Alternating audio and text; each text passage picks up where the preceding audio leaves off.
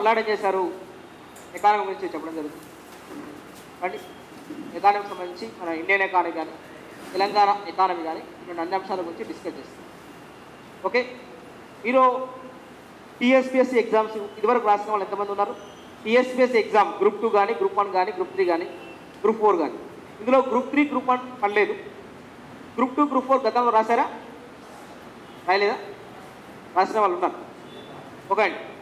So వాళ్ళకు already రాసిన వాళ్ళకి ఉన్నటువంటి అనుభవం, అలాగే కొత్తగా రాసే వారికి వచ్చినటువంటి డౌట్స్, వీటన్నిటిని కూడా సంబంధించినటువంటి అంశాలు ఏమైనా డౌట్స్ కనుక ఉంటే వాటన్నిటిని కూడా మన అల్లాడే సార్ గారు మనం డిస్కస్ చేస్తారు. ఓకే అండి. అలాగే ఇండియన్ ఎకానమీ, తెలంగాణ ఎకానమీ రెండింటికి ఉన్నటువంటి ఆ యొక్క కోరిలేషన్ కూడా సార్ డిస్కస్ చేసే ప్రయత్నం చేస్తారు. ఓకే అండి. కాబట్టి ఇప్పుడు అల్లాడే సార్ గారు క్లాస్ తీసుకుంటారు. ఓకే అండి. ఇది ఏమిటి అంటే ఏంటి? ఆర్థిక శాస్త్రం. ఎకనామిక్స్ అంటే ఏంటి? రెండు ఒకటా వేరు వేరా? క్లాస్లో మాట్లాడాలి.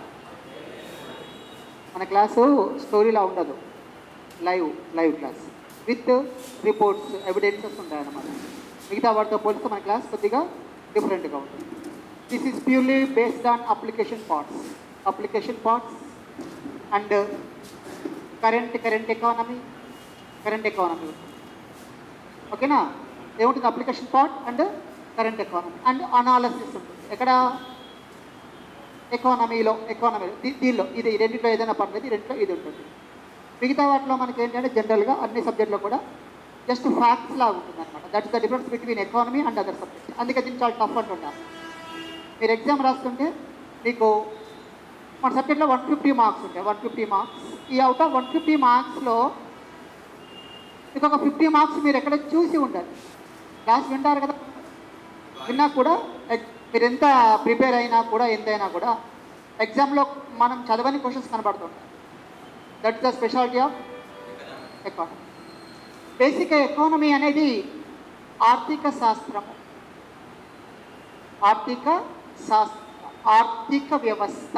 ఎకానమీ స్టాండ్స్ ఫర్ ఆర్థిక వ్యవస్థ, ఎకనామిక్ స్టాండ్స్ ఫర్ ఆర్థిక శాస్త్రము అంటారు. ఆర్థిక శాస్త్రము అంటే వాట్ ఈస్ ఇన్ ఇంగ్లీష్? శాస్త్రము అంటే సైన్స్. ఇదంటే ప్యూర్ సైన్స్ అన్నమాట. ఇందులో ఏం చేస్తాం? అన్నీ కూడా సూత్రాలు చదువుతాం. Law of demand, law of supply, different markets, ఇక్కడ ఎకనామిక్స్లో. మరి ఇందులో ఏం చేస్తారంటే ఎకానమీ అంటే ఒక ఏదైనా పర్టికులర్కి సంబంధించిన పర్టికులర్ ఏరియాకి సంబంధించి. సపోజ్కి మన స్టేట్ ఏంటి? తెలంగాణ స్టేట్. అంటే ఈ తెలంగాణ స్టేట్ సంబంధించి చదివితే తెలంగాణ స్టేట్ ఎకానమీ అంటారు. అదే ఇండియా చదివితే ఇండియన్ ఎకానమీ అంటారు. వరల్డ్ చదివితే వరల్డ్. ఇలా అనమాట. ఒక పర్టికులర్ ఏరియాకి సంబంధించిన వాటిని మనం ఫోకస్ చేస్తాం. ఇందులో కంప్లీట్ ఏముంటుంది అంటే ఏముంటుంది కంప్లీట్గా? Application, current economy and analysis. Covid impact జరిగిందా లేదా? కోవిడ్ అయ్యో కోవిడ్-19 ఎఫెక్ట్ అయిందా? అయినాక ఎలా ఉంది? ఉందా? ఆగమనం కొద్దిగా చాలానా కదా? ఒక 5 ఏళ్ళ 10 ఏళ్ళ కదా రికవరీ రావాలి. ఆ రికవరీ ఎవరు చేస్తారంటే ఎవరు చేస్తారు? ఎకానమీ. ఏం లేదు, పైసలు కావాలి. ఏం కావాలి? అసలు మీరు అందరు ఇక్కడికి ఎందుకు వచ్చారు? కోసమా? ఉద్యోగం కోసం కదా? What is ultimate goal of human beings? From Warren Buffett, Bill Gates to me Alladi Ajjayya to you. ఏంటి అంబిషన్? ఏంటి? మనీ ఎర్న్ చేయాలి. మనీ ఎర్న్ చేస్తే మన సాటిస్ఫాక్షన్ అనేది వస్తుంది. మనకు సాటిస్ఫాక్షన్ వస్తుంది. మనకు అనేక డిజైర్స్, చాలా కోరికలు ఉంటాయి మనకి. చాలానా? రేపు నీకు జాబ్ వచ్చి ఏం కావాలనుకుంటావు? జాబ్ వచ్చింది చాలు, ఐఎమ్ వెరీ హ్యాపీ అనుకుంటావా? 1 మంత్ అయ్యాక ఏమైనా మైండ్ సెట్ మారుద్ది. 1 ఇయర్ ఎందుకు ఎలా ఉంటుంది? మారుద్ది. రోజు మన మైండ్ ఎంత స్పీడ్గా మారుతుందో ఇది అంత స్పీడ్గా మారితే మనం డెవలప్ అవుతాం. ఇది అంటే మళ్ళీ ఏంటి? కరెక్ట్. మీరు మీ ఐడియాస్ ఇప్పుడు ఉన్నట్టు ఉండవు. రేపు మీకు జాబ్ వచ్చినాక ఒక కారు కొనుక్కుందాం అనుకుంటారు. ఒక డిప్యూటీ తహసీల్దార్ అయ్యాక మీరు ఏం చేస్తారంటే సింపుల్గా ఏదో ఒక షిఫ్ట్ డిజైర్ కారు కొనుక్కుందాం, చిన్నది షిఫ్ట్ కారు కొనుక్కుందాం అనుకుంటారు. దెన్ ఏమైందంటే ఆఫ్టర్ 2-3 ఇయర్స్ 5 ఇయర్స్ తర్వాత ఒక మంచి కారు ఇన్నోవా ఉంటే బాగుంది అనిపిస్తుంది.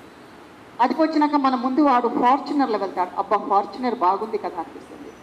ఇంకా శైలక ఆడి ఇంకా ఇది ఇది ఇది లైఫ్ స్టైల్. ఇది మనం ఎప్పుడు ఏం చేస్తుంది, స్టెప్ బై స్టెప్ ఎక్కడికి వెళ్ళాలి, వెళ్తుంటాం అట్లే పైకి పోతాం, లాస్ట్కి ఎక్కడికి పోతాం, ఒకటే ఈ విధంగా step by step. This is called steeping method. Steeping method అని పిలుస్తున్నారు. ఇలా డెవలప్మెంట్ అనేది వస్తూ ఉంటుంది. ఇలా డెవలప్మెంట్ వస్తున్నప్పుడు మనం ఏమైనా ఉందా లేదా, hour development is depending on hour sacrifice.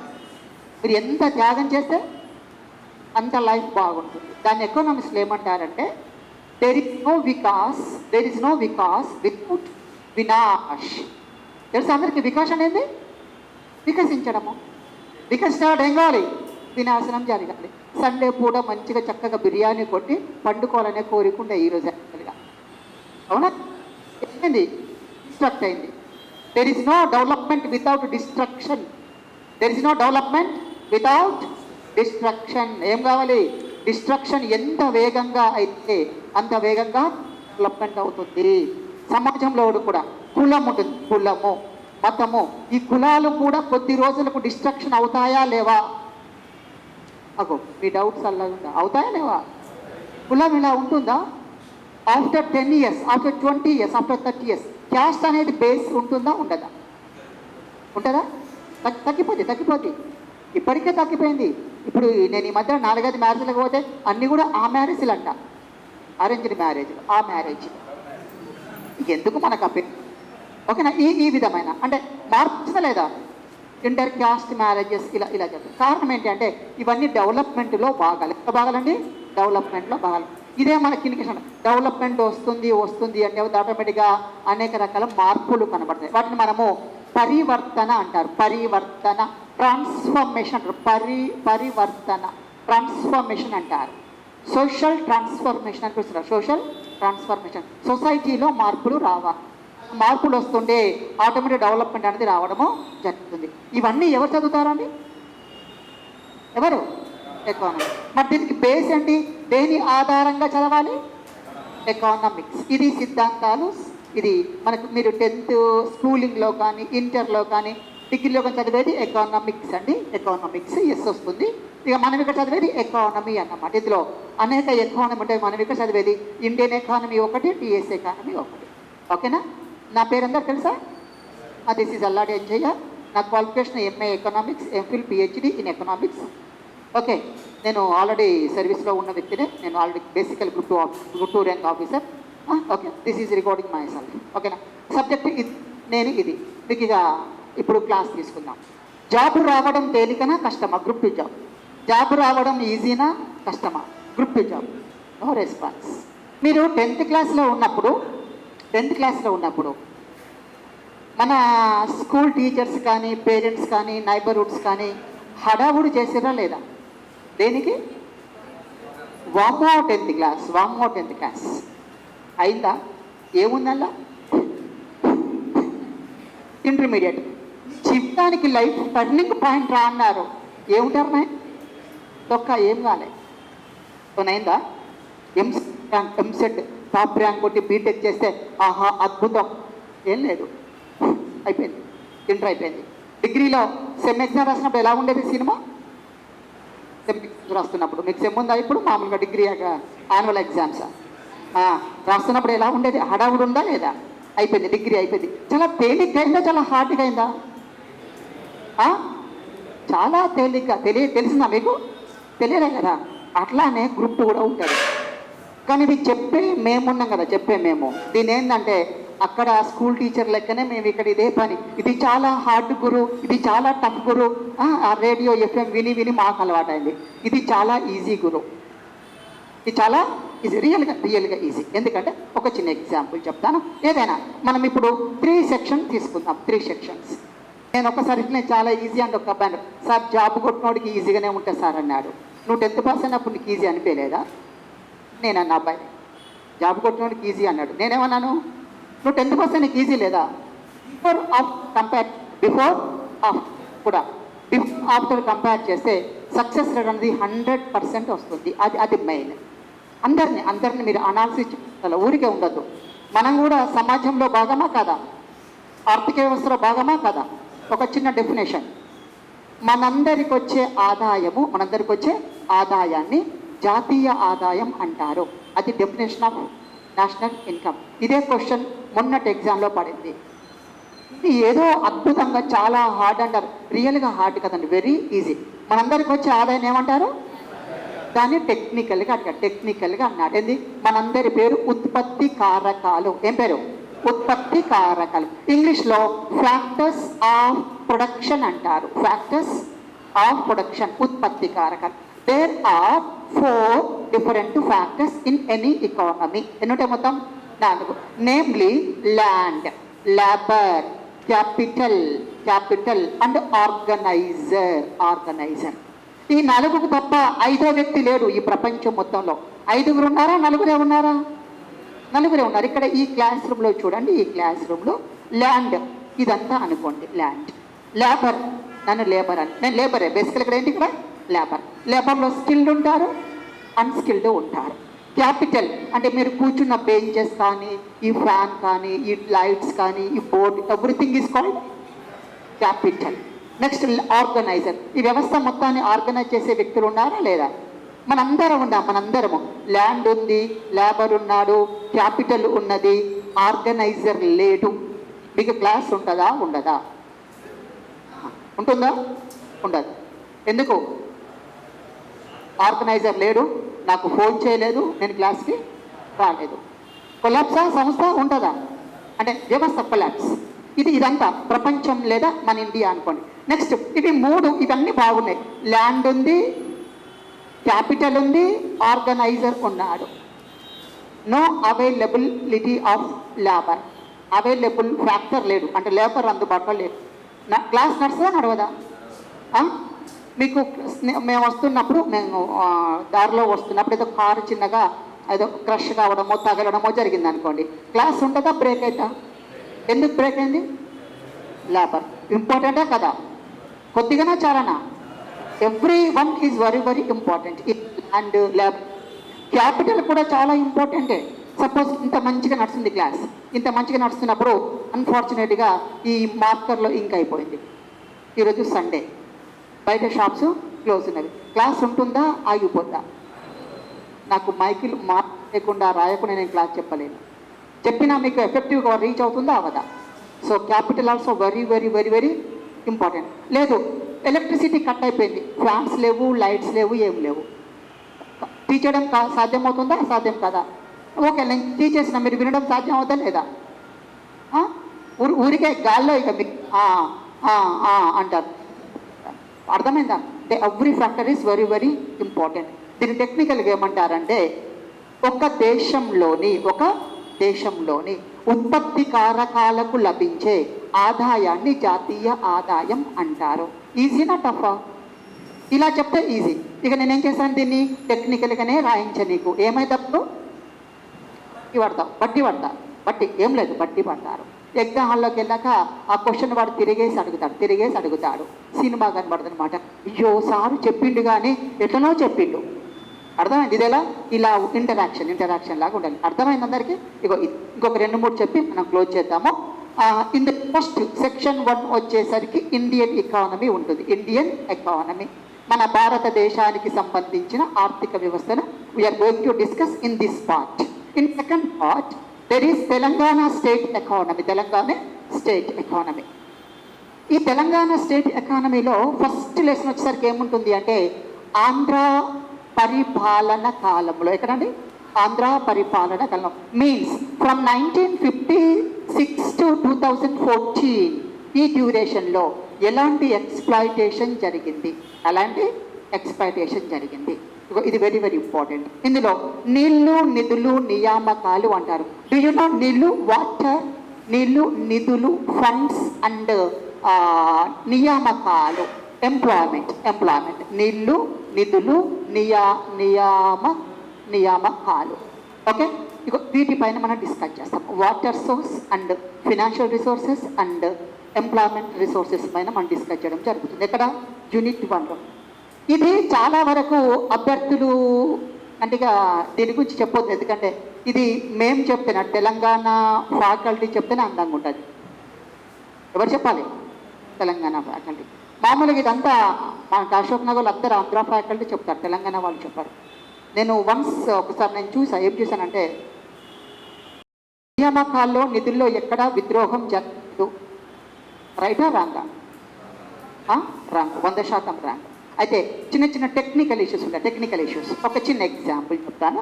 ఒక అంశానికి సంబంధించి తెలంగాణ ప్రాంతానికి 13% కేటాయించారు. ఎంతండి? 13%. అది నెక్స్ట్ ఇయర్లో 1956లో 1961లో అంటే ఒక 10 years గ్యాప్ తీసుకొని అప్పుడు 18% పెంచారు. ఎంత పెంచారు? 18%. మొత్తం పెరిగిన శాతం ఎంత? 5%. తెలంగాణ ప్రాంతానికి నిధుల కేటాయింపులో 5% పెరగడం గమనించవచ్చును. రైటా రాంగా? 100% రైటా రాంగా? కానీ ఇది తెలంగాణ వాటా, మిగిలింది ఆంధ్ర వాటా. షాక్. అర్థమైందా స్టోరీ? ఏం చేశారు? ఒక డేటాను హైడ్ చేసి ఇంకో డేటాను చూపించారు. ఆటోమేటిక్గా మనం అనుకుంటాం తెలంగాణ ఉద్యమంలో ఇదే జరిగింది. మీకు తెలుసో లేదు, ఇదే జరిగింది. ఏం జరిగింది అంటే పెంచాము అని చెప్పారు. ఎంత పెంచారు? 5%, 10% పెంచాము. కానీ నీ వాటా ఎంతంటే చెప్పలేదు. నీ దగ్గర 100 రూపాయలు ఉన్నవి, ఎంతున్నాయండి? 100 రూపాయలవి. నిన్న ఫస్ట్ డే 18 రూపాయలు ఇచ్చాడు, సెకండ్ డే ఎంత ఇచ్చాడు? 25 రూపాయలు ఇచ్చాడు. నువ్వేనుకుంటావు? నేను గతంలో కంటే 7 రూపాయలు ఎక్కువ ఇచ్చా ఈ విధవకి అన్నాడు. నిజమే కదా? ఇచ్చారా అంటే సరే ఇచ్చాడు. మరి ఇంకేంట్రా, నీకేం రోగం రా, మంచిగా ఉండొచ్చు కదా. ఏం జరిగింది? పక్కన ఏం జరిగింది? ఆ కంపారేటివ్ స్టడీ చేయాలి. ఎక్కడ? ఈ లెసన్లో కంపారేటివ్ స్టడీ చేయాలి. అది రెండు వేలో. ఒకటి in terms of rupees, in terms of allocation, in terms of percentage. రెండు డిస్కస్ చేయాలి. ఇలా పర్సంటేజ్ డిస్కస్ చేసామనుకోండి, ఓన్లీ పెరుగుదలను తీసుకున్నప్పుడు డిఫాల్ట్ ఏమవుతుందంటే ఇది ఇగ్నోర్ చేయబడుతూ ఉంటుంది. ఇలాంటివి టెక్నికల్గా చదవాలి. నేను చెప్పేది ఏంటి? టెక్నికల్గా చదివి చెప్తున్నాను. ఇక్కడ ఇలా టెక్నికల్గా ఏం చదవాలో చెప్తున్నాను. ఇందులో నెక్స్ట్ లెసన్ సరికి ల్యాండ్ రీఫార్మ్స్ ఉంటుంది. భూ సంస్కరణలు. ఏంటంటే భూ సంస్కరణలు. Second lesson land reforms. And third one is agriculture and allied sectors. Agriculture and allied sectors, వ్యవసాయము అనుబంధ రంగాలు. ఫోర్త్ వన్ సరికి industries and service sector. Industries and service sector, పారిశ్రామిక మరియు సేవా రంగాలు అని ఉంటాయి. ఇది తెలంగాణ స్టేట్కి సంబంధించిన 4 యూనిట్స్ అనమాట. ఇక్కడ కూడా సేమ్ 4 యూనిట్స్ ఉంటుందండి. ఫస్ట్ యూనిట్ వచ్చేసరికి యూనిట్ 1 వచ్చేసరికి గ్రోత్ అండ్ డెవలప్మెంట్ అంటూ ఉంటుంది. గ్రోత్ అండ్ డెవలప్మెంట్, ఇది తెలుగులో వృద్ధి అభివృద్ధి అంటారు. ఇది ప్యూర్గా అండి, ఇది ప్యూర్గా ఎకానమిక్స్. ఇది నాట్ ఎకానమీ, ఎకానమిక్స్ అంటే సిద్ధాంతాలు. ఇది నార్మల్గా మనకి ఎక్కడ ఏ స్టడీలో రాదు, కాంపిటేటివ్ ఎగ్జామ్లో రాదు, ఓన్లీ తెలంగాణలోనే వస్తుంది. అది ఏపీలో కూడా ఈ టాపిక్ లేదు, మనకే ఉంది. ఓన్లీ టీఎస్పీఎస్సీ వారికి మాత్రం గ్రోత్ అండ్ డెవలప్మెంట్, వృద్ధి అభివృద్ధి అంటారు. ఆర్థిక వృద్ధి, అభివృద్ధి. నేను మళ్ళీ డిస్కస్ చేస్తాను దీనిపై. సెకండ్ జాతీయ ఆదాయం అని ఉంటుంది. నేషనల్ ఇన్కమ్ ఉంటుంది. మూడవది అన్ఎంప్లాయ్మెంట్ అండ్ పావర్టీ అని ఉంటుంది. అన్ఎంప్లాయ్మెంట్ అండ్ పావర్టీ, నిరుద్యోగము మరియు పేదరికం అనే టాపిక్ ఉంది. And fourth one is Indian planning system or 5-year plans and NITI Aayog and inclusive growth అనే టాపిక్ ఉంటుంది. ఇగో ఇది అండి, this is about Indian economy. This is regarding Telangana state economy. Last వస్తే ఏముంటుందంటే డెవలప్మెంట్ చేంజెస్. ఇందాక చెప్పాను కదా, పరివర్తన రావాలా వద్దా, మార్పు రావాలా వద్దా. వేగవంతంగా వస్తే వేగవంతంగా డెవలప్మెంట్, స్లోగా వస్తే స్లో డెవలప్మెంట్. రోజుకి 2 గంటలు చదువుతాను, చదువు 10 ఏళ్ళకు గ్రూప్ జాబ్ వస్తుంది, చదువు. ఎవరు వద్దన్నారు? డైలీ ఎన్ని గంటలు? 2 గంటలు. పక్కాడు 4 hours చదువుతున్నాడు, జాబ్ ఎవరికి వస్తుంది? 4 hours వరకు. ఇంకొకటి 6 hours చదువుతున్నాడు, ఎవరికి జాబ్ వస్తుంది? 6 hours వరకు. అర్థమైంది లాజిక్? చిన్న లాజిక్స్ అనమాట. Development is depending on our efforts, మన ఎఫర్ట్స్ పైన ఆధారపడి ఉంటుంది. ఇది మళ్ళీ చెప్తాను. థర్డ్ అంత టెక్నికల్గా ఉంటుంది, నేను అది మళ్ళీ చెప్తాను. ఇందులో 4 యూనిట్స్ ఉంటాయి. ఇందులో ఏంటండి డెవలప్మెంట్ డైనమిక్స్లో DD అంటాం. DD stands for development dynamics, ఆ డెవలప్మెంట్ చేంజెస్ అని ఉంటుంది. ఇందులో ఏమొస్తాయంటే ఇందులో టాపిక్స్ ఫస్ట్ది ప్రాంతీయ అసమానతలు ఉంటుంది. ప్రాంతీయ అసమానతలు, రీజనల్ డిస్పారిటీస్. మళ్ళీ ఇందులో ఒక 5 లెసన్స్ ఉంటాయి, మళ్ళీ డీటెయిల్గా డిస్కస్ చేద్దాం తర్వాత. నెక్స్ట్ నెంబర్ 2 వచ్చేసరికి డెవలప్మెంట్ అండ్ డిస్ప్లేస్మెంట్ అంటారు. Development and displacement. డిస్ప్లేస్మెంట్ అంటే ఏంటి? డిస్ప్లేస్మెంట్ తెలుగులో స్థానభ్రంశం అంటారు. ఏమంటారు? స్థానభ్రంశం అంటారు. ఒక ప్లేస్ నుంచి అంట మరొక ప్లేస్కి తరలి వెళితే, if people are migrated from one place to another place or rural to urban, rural to urban, ఇలా మైగ్రేట్ అవుతూ ఉంటే అభివృద్ధి వస్తుందంట. నిజమేనా? నిజమేనా? డిస్ప్లేస్మెంట్ మారాలి, మారితే అభివృద్ధి వస్తుంది. ఒక ప్లేస్లో ఉన్నావు, నేను మా ఊర్లో ఉన్నాను, నీవు మీ ఊర్లో ఉన్నావు, డెవలప్మెంట్ వస్తుందా? మన ఇద్దరికి వస్తుందా? ఒక ఫోటోని ఇద్దాం. వీడు ఇక్కడే ఉన్నాడు, నేను ఎక్కడికి నేను రాను అన్నాడు, అక్కడే ఉన్నాడు ఆ ఫోటోడు. వాడు డెవలప్మెంట్ అవుతాడా కాదా? మన ఫ్రెండ్స్ చాలామంది ఊర్లో ఉన్నారు కదా, వాళ్ళు మనలాగా డెవలప్ అవుతారా కాదా? నా క్లాస్మేట్స్ అందరు మా ఊర్లో ఇంకా ఉన్నారు, పాపం వ్యవసాయం చేసుకుంటున్నారు. డెవలప్ అయ్యారా లేదా? కాలే. నేనే డెవలప్ అయ్యే కారణం ఏంటి? Displacement. That is called in economics migration. Migration అని పిలుస్తుంటారు. ఈ విధంగా ఇక అవి డేర్ చేసి టౌన్కి వచ్చేసిండు. ఎక్కడికి? టౌన్కి వచ్చేసిండు. పుస్తకాలు పట్టుకున్నాడు, రామయ్య కోచింగ్ సెంటర్కి రానే వచ్చిండు. ఒక కొద్ది కాలంలో జాబ్ కొట్టిండు. లైఫ్ ఎలా ఉంటుంది? జాబ్ కొట్టంగానే ఏం జాబ్ కొట్టినా మామూలుగా ప్రజెంట్ గవర్నమెంట్ 50,000 వస్తుంది నెలకి. పండుగనా కదా? ఎంత వస్తుంది? సింపుల్గా ఏ ఉద్యోగమైనా 50, 1,00,000 నెలకే. సంవత్సరానికి 6 లక్షల జీతం. డెవలప్మెంట్ అయినట్టా లేదా? మనకు వచ్చే రెవెన్యూతో డెవలప్మెంట్ చెప్తామా లేదంటే డెవలప్మెంట్ అని చెప్తాము. ఇక ఈ విధంగా ఒక ప్లేస్ నుంచి మరొక ప్లేస్కి మైగ్రేట్ కావాలి. ఎంప్లాయ్మెంట్ అనేది గ్రామీణ ప్రాంతాల్లో ఉంటుందా, పట్టణ ప్రాంతాల్లో ఉంటుందా? పట్టణాల్లో. సాలరీస్ ఎక్కువ గ్రామాల్లో ఇస్తారా, అర్బన్లో ఇస్తారా? ఎక్కడ? డెవలప్మెంట్ ఎక్కువ అయ్యే ఛాన్స్ రూరలా, అర్బనా?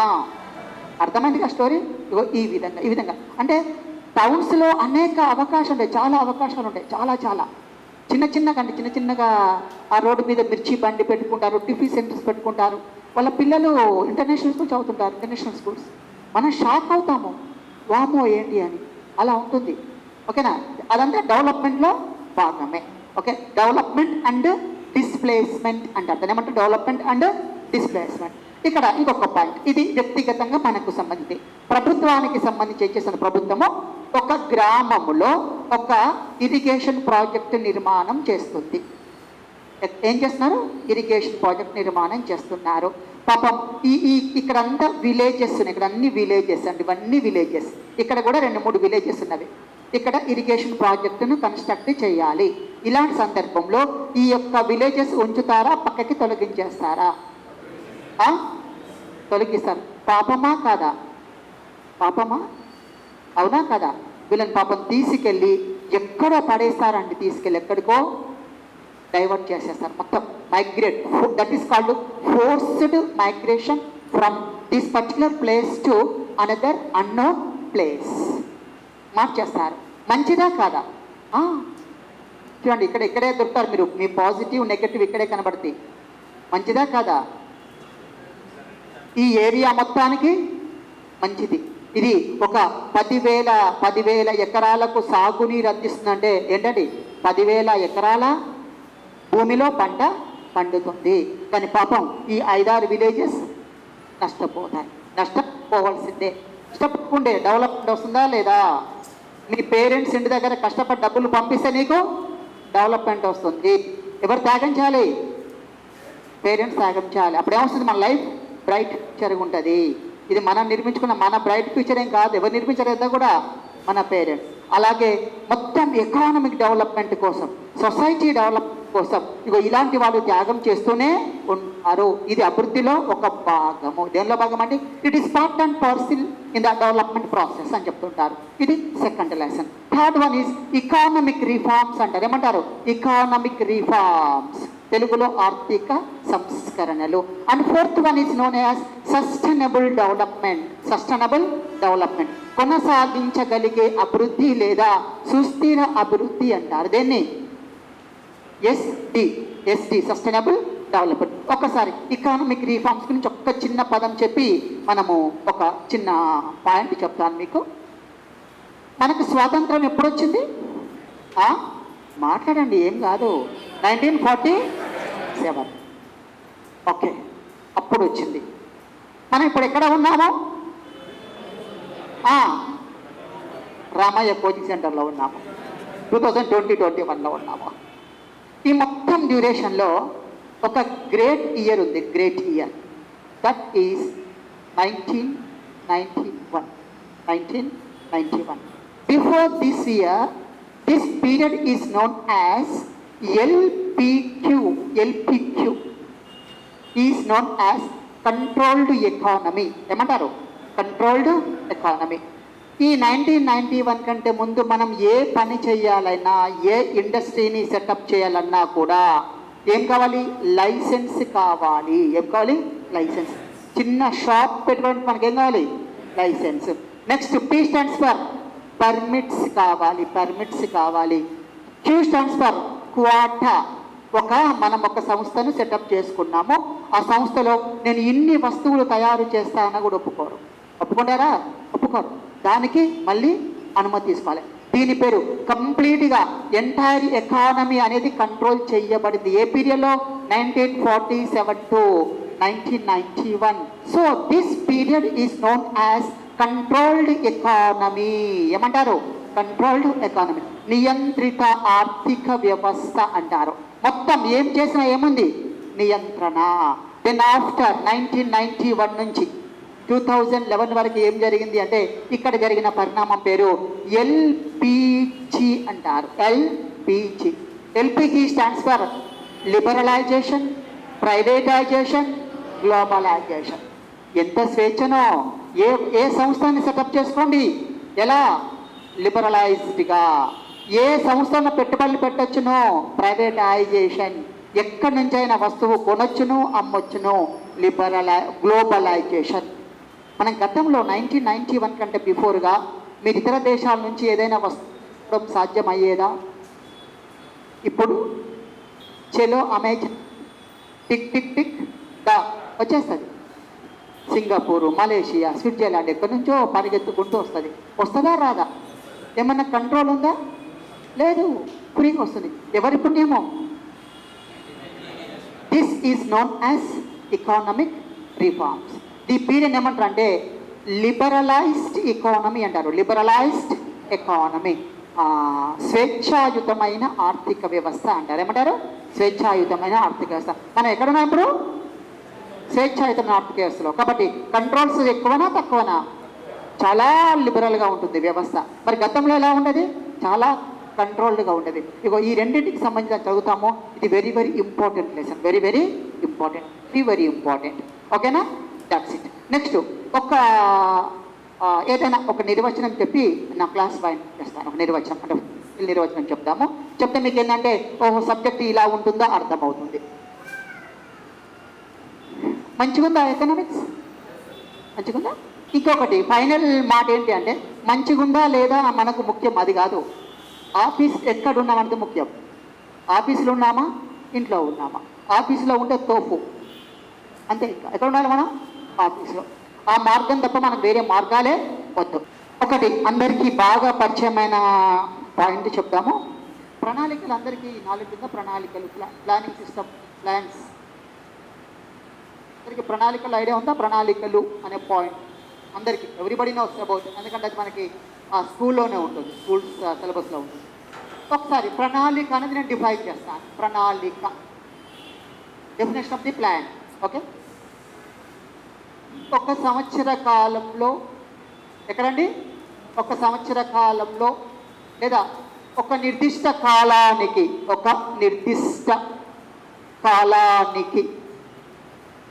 కొన్ని లక్ష్యాలను ఎంపిక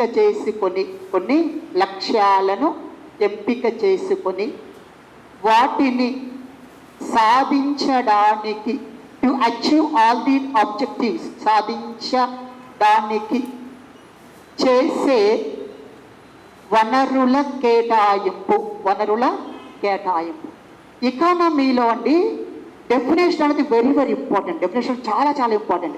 డెఫినేషన్ వస్తే 50% నాలెడ్జ్ వస్తుంది. ఎంత 50%. ఇప్పుడు if you would like to learn about planning system of India, then you need to know the first term, that is definition. అది రావాలి మీకు. అది వస్తే ఆటోమేటిక్గా ఏమవుతుంది అంటే మీకు దీనిపైన సంపూర్ణమైన నాలెడ్జ్ వస్తుంది. ఇక్కడ ఏమన్నారు, ఒక నిర్దిష్టమైన కాలము, ఏ పర్టికులర్ పీరియడ్ ఆఫ్ టైం, ఒక నిర్దిష్ట కాలము అన్నారు.